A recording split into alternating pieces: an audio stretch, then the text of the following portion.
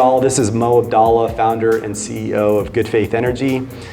Today we have a very special interview that I'm hosting with one of our distinguished and very intelligent clients that has gone solar and battery with Good Faith Energy. He's been with us since 2017. Jared, welcome to the Good Faith Energy office. Great, thanks so much for having me. I'm excited to be here. Yes, sir. We are very honored that you made the trip out from Colleyville to be with us today. Before I get started, Jared, why don't you just tell us a little bit about yourself, where you grew up, what you do for a living? So originally I'm from West Texas. I've moved around a bit. Growing up, I used to live in California and then lived in Pennsylvania in the Northeast, and moved back to Texas in '96. Went to school at Texas Tech, so guns up head Raiders. And then moved to the Metroplex in '06, and met my wife. We're here, lived in Colleyville. Background's all been in wealth management, financial consulting, and strategy. Been an entrepreneur, business owner, and just one of the things I do like certainly about this conversation is it's near and dear to my heart. I mean, having seen different situations and where there's erosion or lack of conservatorship on land or wind and pollution. Certainly being out in California, I saw that quite a bit back in the late '80s, and so looking at a way that certainly do our part to help to take care of the environment. Stewardship is obviously very important to Good Faith Energy, and so I think we have the mutual values aligned there. Good Faith Energy was really founded on social impact and climate action. Mm-hmm. I definitely feel like that's kind of drifted due to the market really focusing, and it's interesting you say that because you have the finance background, and most finance guys are super focused on ROI, and obviously like you have to be smart with your money, and you can't just blow it off on intelligent investments. But it's also interesting to me that you also have this side where you care a lot about stewardship and climate action and whatnot. So that kind of almost answers my first question, but I'm going to ask it anyways. Why did you decide to invest in a solar and battery system? So it's probably really a two-part answer to that question. I mean, one is that I was already interested in seeing solar, thinking about from a renewable standpoint, but you mentioned it from a finance guy, there's also an economic payback. And I was looking at, is there a long-term component where it's, it could be a win-win. It could be a give back to the environment, but there could also be a financial payoff, but are you willing to stay long enough? A lot of times individuals thinking about the length of time they stay in a house, it's like if you're going to be there for a period of time, solar can actually make sense. And so when I looked at I'll start with the economics, I think that's a little bit easier question. Looking at solar, people solar is really expensive, but when you start packaging it together, there are a lot of incentives and rebates that are offered. I mean, at the time when I was looking at solar, there was the 30% government tax credit, which now is available again. There was also a rebate that Encore Energy provided that significantly offset the price of the overall project. And then you look at what your production of the solar production itself actually would be able to provide.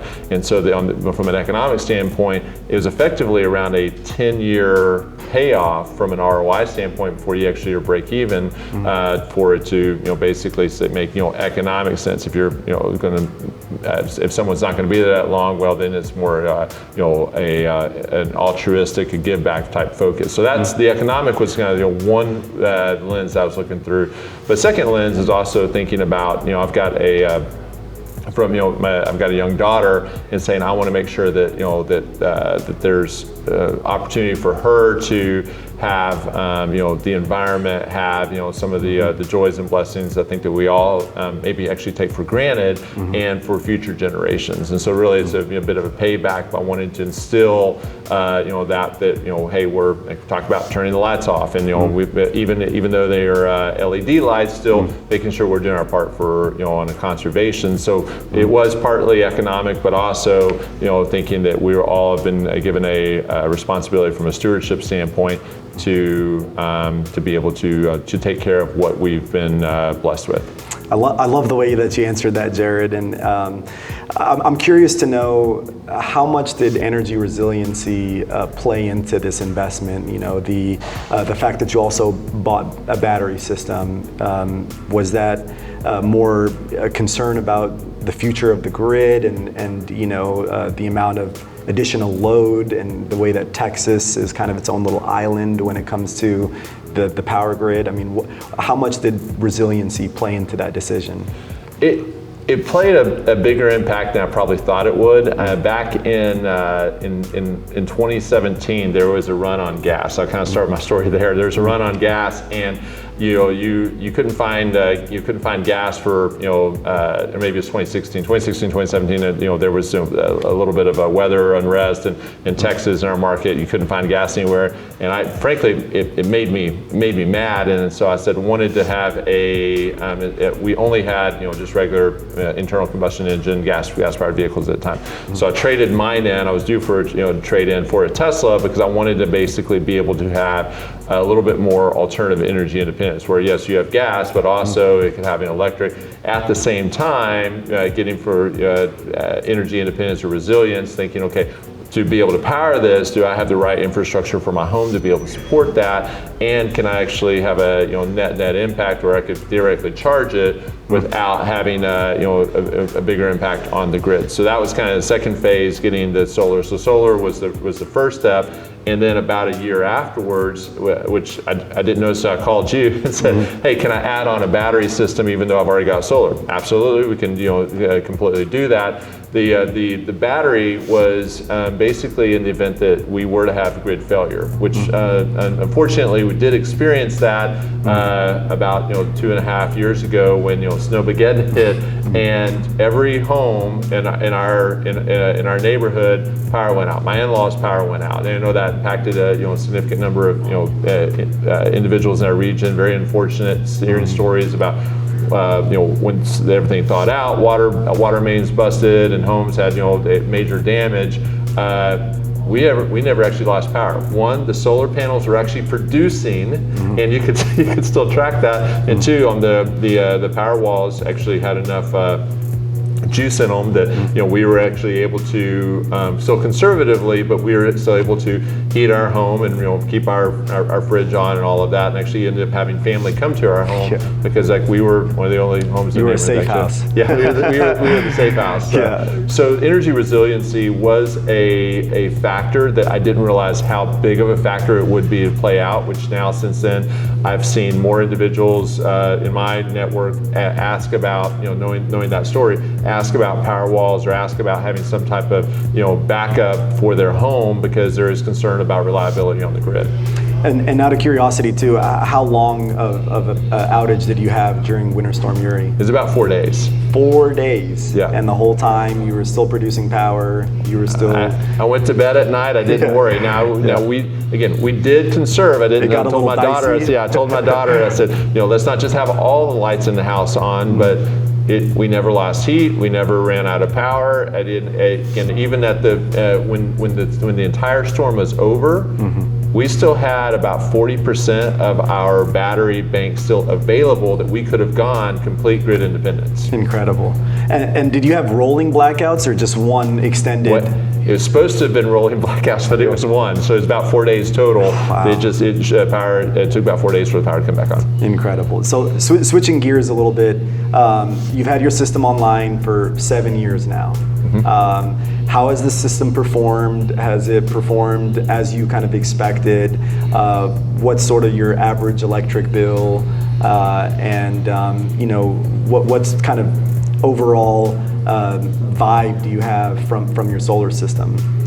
So the system has performed as good, if not better, than I expected. When I as a buyer, I really try to do due diligence to say, one, is there reliability in the product or the service I'm getting, versus we've probably all bought something and it's like sounds great, but then there's breakage or it doesn't work the way it's supposed to.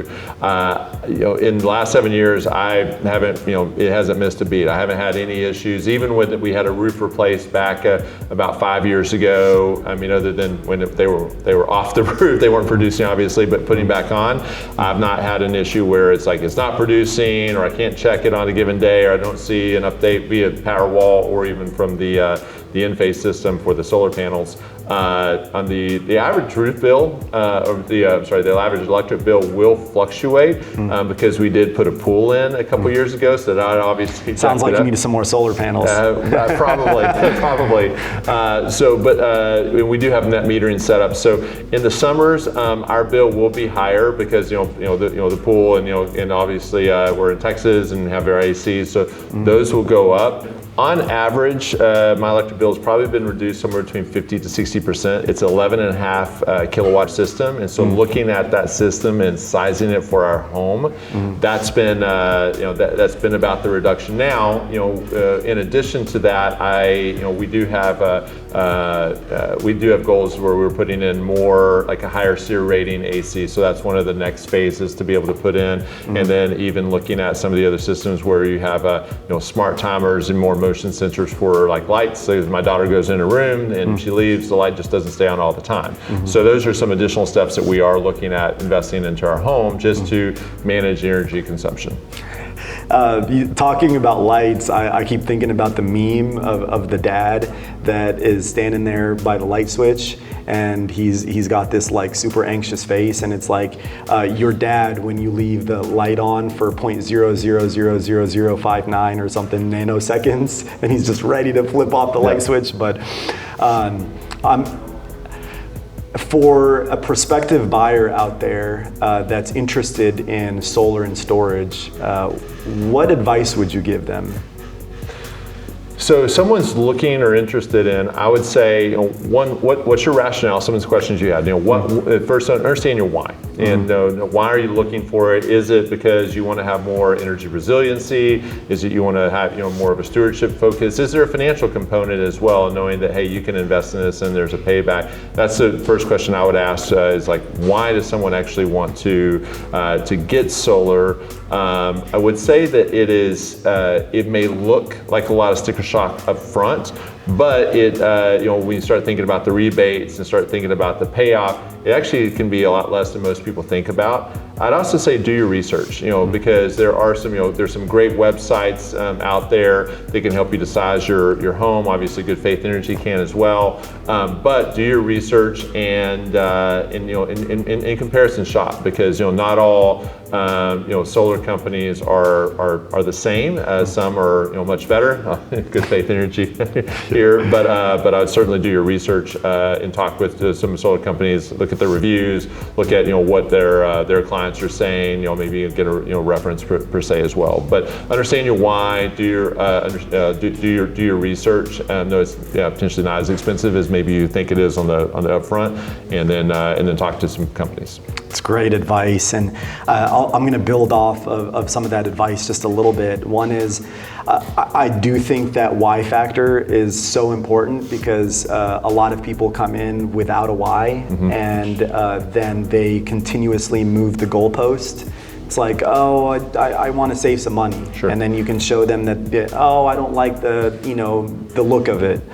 And so I think it's so important to have a clear why and a clear objective and goals as a buyer, because then you can be you demand transparency from a company that you're talking to, and the company should have that reciprocated too by the buyer, and Absolutely. not see that goalposts continuously move. The other thing is, I would 100% agree that upfront, the cost of solar can give people sticker shock. Yep. It's going to be probably the third or fourth largest investment most people make. After buying a house and a car or a pool, it's going to be solar and battery to a certain degree. And if you look at the upfront price, it's a lot. But then if you start looking at all of the benefits, like you mentioned, of locking in your rate and getting tax incentives and maybe getting local utility incentives, and the 25 years worth of electricity that's going to be produced by that system, there is usually always a net benefit that's in the tens of thousands of dollars to that homeowner. But I agree with you that they have to be in the home for a certain amount of time. If you're going to move in 2 or 3 years, it's probably, doesn't make financial sense to put solar on your house. But if you're going to be there 5, 7 years or more, I think that's where kind of the sweet spot is. So this kind of leads me into just my last question. Why did you choose Good Faith Energy? Why have you recommended us to your friends and family? Pretend like there's not a camera right there, but just speak from the heart and tell us, like, what's your experience been working with us, and why would you recommend us to other people? Sure. So the reason that I ultimately landed on Good Faith Energy was, seeing the heart of what the company stands for. And frankly, Mo, I remember when we first met for the first time. You interviewed me at the kitchen table. Yeah, it was at the kitchen table. As having a little bit of an analytical mind, and I've talked to some other solar companies as well. I did basically the why, and wanted to understand, kind of get at least 3 bids or so. So I did that and saw what the other companies said, but having you came in and hearing your story, I remember when you're in talking about why you founded Good Faith Energy, and you used to be in the oil and gas industry, and you saw all of the different the wellheads and all the fires. You could look at the map in Texas and the U.S. And you said that you wanted to have a different way to engage. Still, you know that people need energy, but does it 100% need to come from oil and gas or coal or other resources? Could it be more sustainable? And so that story that you told me really early on. Obviously I still recall it today, but seeing meeting Michael on your team as well, hearing again about your that you're willing to certainly work with me on, okay, hey, let's actually look at color of the type of solar the solar panels. Some are white, some are black, some have the black inserts. You're very consultative through the process. Not high pressure cells, because you're trying to find the right system to size it right for what my home could support, what our needs were, and then knowing that the focus on wanting to stand behind your brand. And so that was first step was, let's get solar. Since that time, we, like as I mentioned a little earlier, came back and got power walls and had you come and do some. We installed a Tesla charger as well. We upgraded our main panel, and there's been I don't know that I've got everything that Good Faith has today, but at one point I think I did. It's that you have followed through on. And your company has followed through on each commitment that y'all have made, where you feel like your pricing has been fair and reasonable relative to what the service is or the product, but then also the service, the brand, the engagement from your team, the company culture that you've built. I mean, so that when people are looking for a service provider or brand or company, price is always obviously a factor, but I tend to hear, do they give good service? Do they have a good warranty? What's their team like? Because people, cheap is not always better. Cheap is cheap, but having something that's fair, but you're standing behind your brand and your service. That's the reason not only why I started, but why I've continued to come back, and why I would recommend you to anyone that is in the market for solar or battery backup or some type of alternative energy system. Well, thank you, Jared. That was incredible. Really appreciate you coming into the Good Faith Energy office today. It's truly an honor to call you a client as well as a friend and an ambassador of Good Faith. You mean so much to our company. I can't believe you still remember our story. I still remember also getting in a way grilled by you, like, where'd you grow up? Where'd you go to school? Why'd you start the company? I certainly, miss some of those conversations because I don't get to do them as much as I'd love to. And, I love how you put, cheap is not always better. You can do it nice, or you can do it twice. Is what I tell a lot of folks. Thank you so much for just your continued support over the years. I look forward to doing more solar and battery systems with you. For all of your future projects, and certainly really appreciate you as a client and as a friend. So appreciate that. Okay, certainly. Thank you for having me. All right, man. Thank you. Thanks again for joining me in this super engaging conversation with one of our most valued clients, Jared Upton. If you found value in today's conversation, we'd really appreciate it if you subscribe to our channel. Give us a big thumbs up. Leave us any of your comments and questions below. We'll make sure to get back to you. If you want to get in touch with Jared, I may or may not share his contact information, just depending on what he tells me. Thanks so much for tuning in. Adios, peace out, and salam alaikum.